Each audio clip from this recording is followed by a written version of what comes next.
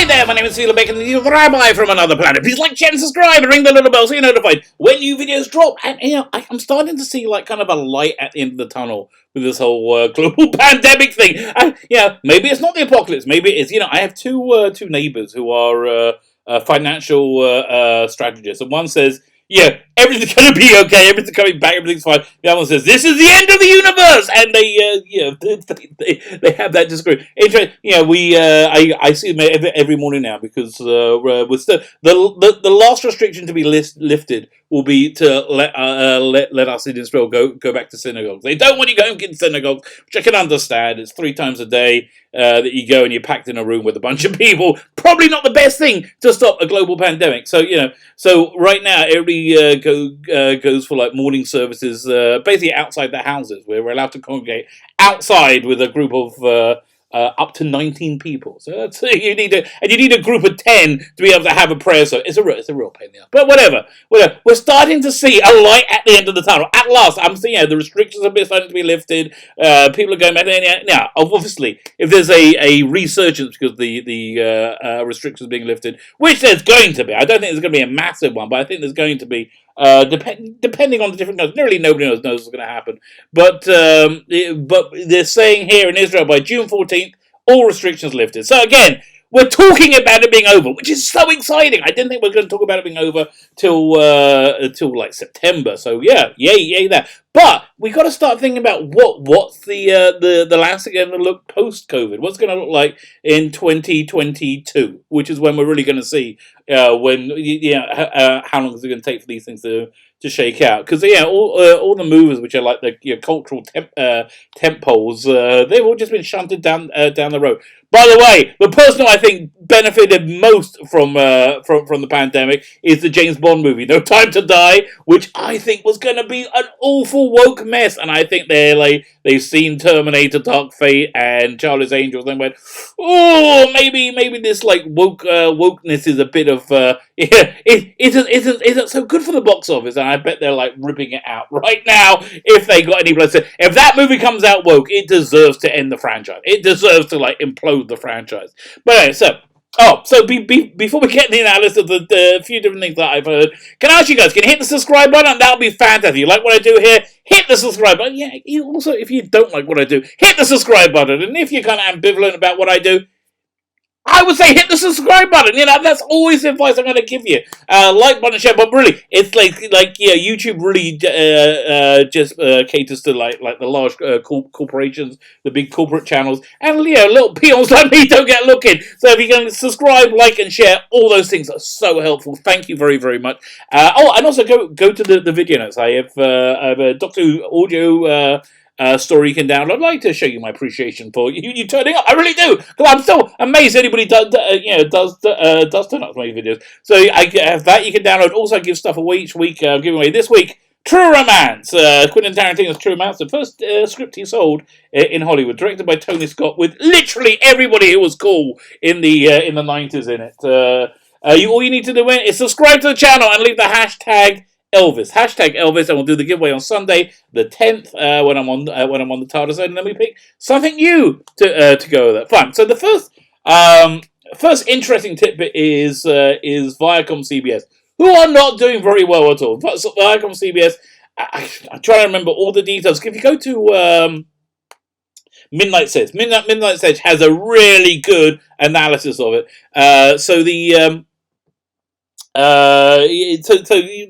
Where it basically is right now is that Viacom were in a lot of trouble. Viacom and CBS they initially were one entity. They were split in half by some of the Redstone, I believe, and then CBS did well and Paramount did badly. Viacom did badly, so one of them did badly, one of them did well, and so they merged together. And when they merged, they had a joint worth of about 25 billion, I think, and their debts were about 10 billion, and so they needed to pay off that debt, and so they have an $800 million bill they need to pay this year, kind of big. But since the pandemic, their combined worth is about 10 billion, and their combined debt is about 20 billion. Listen, I'm not a financial guy. I'm not a financial analysis, but that sounds bad. However, the rumor, which I'm really kind of excited about, has been floated that Netflix is looking to buy CBS Viacom, and they're looking to buy it because they really like the Star Trek brand, and I think they really didn't like what was done to it with Star Trek Discovery, which they had to pay for. So I think they're feeling a bit burnt there, and maybe they want to get this valuable brand, which is very valuable to them. Also, they got tons of content on the library to augment their streaming service worldwide.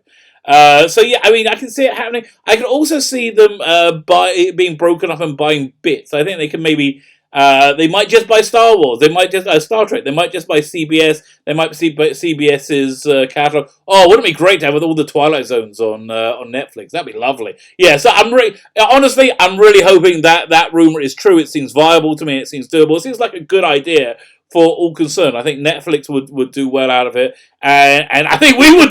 Bottom line, I think we would do well out of it because it'll be the end of Kurtzman's trip. Well, one could only hope. But these people, Kurtzman, Kennedy, they're like cockroaches. They can survive an apocalypse. They can survive a mushroom cloud. So we got that going on with Star Trek. We have Star Wars, which apparently has some kind of civil war going on inside Lucasfilm. Lucasfilm, who has completely thumbs their nose at the authority of Bob Iger. Apparently, Kathleen Kennedy and Bob Iger are not that best friends, and Kathleen Kennedy is winning that battle quite severely. So fine. This article comes mainly from Bounding into Comics. I've just highlighted the bits that I like. But I always recommend Bounding into Comics. Jonah Trent, thank you very much. Great website. I appreciate the work that you do. Fine, so the article starts. A new rumor details there's an internal power struggle happening at Lucasfilm over Star Wars and the franchises. Terribly sorry. Every time I start a sentence, I have a burp come up, and I'm just trying to let it go out gently without so I don't give a big belch into camera. But, okay, fine, I think it's gone now. Let's try that again. A new rumor details there is an internal power struggle happening at Lucasfilm over the control of Star Wars and the franchise's creative direction. So, why this is really interesting right now is the other rumor that's been floated out, which both my financial analysis friends say don't put too much stock in, is that Apple are looking to buy Disney. Apple needing content for their streaming service. I can kind of see that. Why would Apple want to get involved with theme parks and cruise lines? And it just seems like very not like something that their ethos of that company. But again, when large corporations like this fall, they fall hard. But what happens is they get broken into sections. So maybe the media catalog would be something that'd be bought by Apple. Which again that. I would trust Apple more with Marvel movies and Star Wars and all those things than I do with Disney, merely because Disney's done such a horrible job, which we're going to detail here. But either way, there is a power struggle for the future of Lucasfilm going on right now, which I think, if the Apple rumor is true, this would have some kind of bearing on it. Fine. The rumor comes from the WDW Pro on the WDW Magic forums. There's fandoms for everything. That's really bizarre. I always think that my fandom makes sense. Like Doctor Who fandom, oh yes, it makes sense to me arguing. But then I hear things like Beach Boy fandom. I'm like, really? How silly is that? There are fandoms for anything. So there's a WDW fandom. In a post titled "What to Watch Going into the Earnings Report" dated Monday, May 4th, which was terrible. They lost. Was it 1.2 billion or 1.8 billion? Some rather large number. and that's going to be way better than their third quarter earnings, which are really going to be eaten in by this. So WDW Pro primarily discusses Disney parks and the ideas that Disney has been tossing around. Okay, blah blah. Who cares? However, W also detailed an internal power struggle over control at Lucasfilm. Aha! This is where it gets interesting to us. WDW Pro begins. Oh god, that name is so hard to keep saying. WDW Pro begins. In the ongoing battle over Lucasfilm's directions continues with Kathleen Kennedy and Jon Favreau's factions fighting over the studio. Okay, so listen. Let me sort this out for you now. Jon Favreau wins. Jon Favreau, if we're just going on ability and talent, Jon Favreau is the guy who should be winning. It's fairly well known at this point that between Kennedy and Iger is real, given Iger's essentially ignored her in his memoirs. Teddy, they get ticked off over the silliest little things, don't they? They continue. It's also hard to lose sight. This is the important bit. It's also hard to lose sight how many of Kennedy's how many projects Kennedy has seen fail at Lucasfilm. Star Wars Resistance, Star Wars Forces of Destiny, Star Wars Galaxy's Adventure, Solo, the sequel trilogy, falling in revenues with each release, while Favreau seemingly struck it out the park with The Mandalorian. Basically true. A series for Disney Plus that even Iger was giving creative suggestions for and taking notes on each episode. Yeah, again, I've said this so many times. When you make Star Wars for 8-year-old boys, you get really good Star Wars. That's how you get really good Star Wars. When you make Star Wars for 50-year-old women, it gets kind of boring. Was it Ava Chris, the best of the best? Essentially Kathleen Kennedy with a lightsaber. It's a bit boring. Although I do notice producers do oftentimes project themselves into what they're producing. If you're a fan of Doctor Who, as I am, it's hard to not notice that the 1980s producer John Nathan Turner essentially put himself in character on the on screen in the form of the Sixth Doctor. Yeah. I guess people just relate well to themselves, and they think themselves are cool. So Kathleen Kennedy, maybe she's just a horrible loser. WDW Pro elaborated. They buried the lead in Waititi. I can't remember. Waititi directing a new Star Wars film. Now that should have really been massive news because he's clearly in the Favreau section. If this is true, he directed an episode of The Mandalorian, and also his talent as a filmmaker is not in question. You got to separate the art from the artist. I know he said a lot of things to piss off fans, and I can't imagine going to see that Thor movie he's going to make, the Lady Thor movie. But he's a very, very talented filmmaker, and again, he was in The Mandalorian, so this is The Mandalorian camp, and if they buried that lead, which seems to be pretty big news, it would seem to give credence to this rumor. Was it which Kennedy? Okay, so the Waikiki film directing a new film, which and this is important, but Kennedy has no creative control over. Was confirmation of the female layer. So this is the main thing: the female-centric Star Wars being assembled by former Weinstein personal assistant. I love it how they say it. Every time they write that, former Harvey Weinstein personal assistant. Harvey Weinstein is essentially the devil in Hollywood right now, even though they don't want to admit it. He essentially destroyed Hollywood, the Hollywood lifestyle. We all knew they all were doing what they're doing. No, I don't say who didn't know about the casting couch, really. And they want to say, she was only... So they're trying to change that narrative and saying she was only the personal assistant, a personal assistant for a year. Yeah, that's a lot. You can get through a lot of coercive, rapey kind of stuff in a year, which I'm sure that she did. And even if she wasn't person, you're telling me she didn't know. Everybody knew. Everybody knew what was going on. WDW then details that Lucasfilm is taking a page out of Ghostbusters 2016 and Charlie's Angel playbook, and anyone who criticizes them in the direction is being deemed a misogynist. Oh yeah, that's something that always works out well, isn't it? That's worked out so incredibly well for each one of these incredibly awful iterations of entertainment that fell horribly. They explain. But be ready, because it's almost certain that a new narrative is being pushed by Kennedy loyalists and Lucasfilm. The narrative is that Hedlund, the woman, the man-hating woman who deleted a gazillion man-hating tweets, literally before it was announced, it was a personal assistant. So they're trying to change that narrative, and that narrative is that Hedlund was only the personal assistant for 1 year. Just said this, only personal assistant 1 year, and that being against her or her series is misogynistic, mean, and unfair. No, it's not.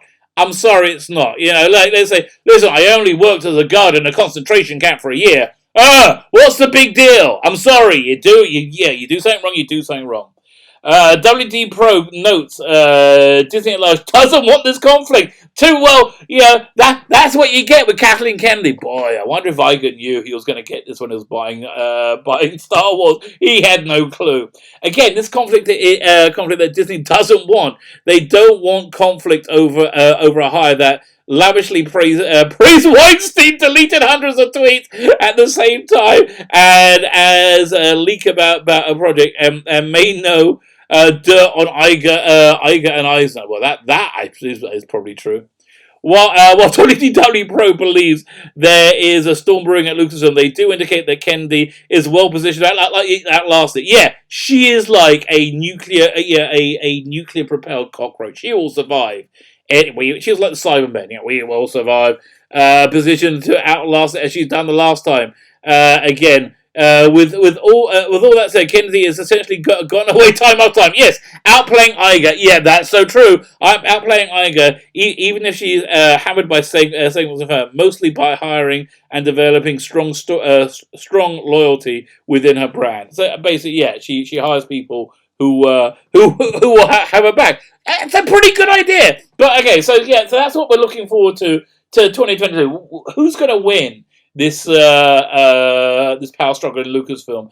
It sounds like Kathleen Kennedy has got the chops to win it. Kathleen Kennedy has the chops to win it. Favreau, Taika Waititi has know what they're doing. Can make good Star Wars. Kathleen Kennedy can make terrible Star Wars, but she's a better political operator. So she's probably going to win. So Star Wars is gone. Star Wars is gone. Star Wars is Ava Chris. Star Wars is the High Republic, and nobody's going to care, and it's going to go away.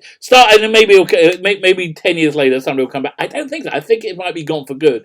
Star Trek. Oh, I am hoping that Netflix rumor is true. That would be freaking awesome. That would be awesome. I think Star Wars' only hope is for Apple to buy Disney. I don't know, or Apple or Disney breaking up and Apple buying part of it. Yeah, again, I just don't.